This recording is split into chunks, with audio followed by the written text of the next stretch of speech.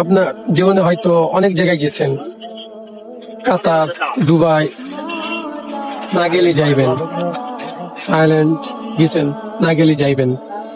একবারে মক্কা শহরে এসে দেখেন আপনার মনে বাতাস যেটা মানে যেটা বলে ওইটাই পাল্টাই যাবে।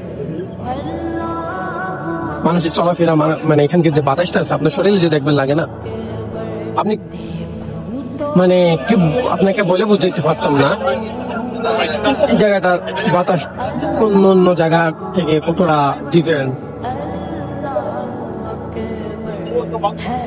আসবেন, আজ হোক কাল হোক আসবেন, চেষ্টা করবেন, আল্লাহর কাছে দোয়া করবেন, আর আপনাকে যখন এই জায়গাটা একবার হলেও ঘুরাই নিয়ে যাবে, আপনাকে, আপনার মা বাবাকে।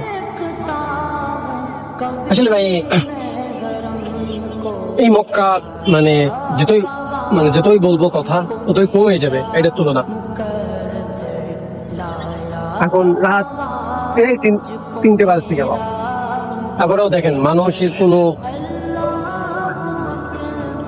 আসছে যাচ্ছে, এরকমই 24 ঘন্টায় এই জায়গাটা ভিড় থাকে, আরো অনেক থাকে ভিড়, মানে এখন হয়তো একটু কম, অনেক রাতে গেছে তো এটার জন্য।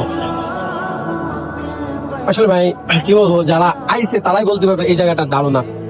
হয়তো আপনি অনেক জায়গায় গেছেন পৃথিবীর ভিতর ঘুরতে, চলাফেরা করতে, বন্ধু বান্ধব নিয়ে। এই জায়গাটায় যদি একবার আপনি আসেন, আপনার মনের চিন্তা ভাবনাই পাল্টাই যাবে। আলহামদুলিল্লাহ, আমি যে এরকম একটা জায়গায় থাকি, এরকম একটা জায়গায় চলাফেরা করি সবসময়, হয়তো আমার মা বাবার দোয়াই এরকম একটা জায়গায় আমি থাকতে পারি। হয়তো কোনো একদিন নেক কাজ করছিলাম, হয়তো সেটারই প্রতিদান, না হলে হয়তো আমার মা বাবার দোয়াই এরকম। যাই হোক, আলহামদুলিল্লাহ, শুকরিয়া আদায় করি আল্লাহর কাছে সবসময়। আসবেন, যারা আসেন নাই আসবেন।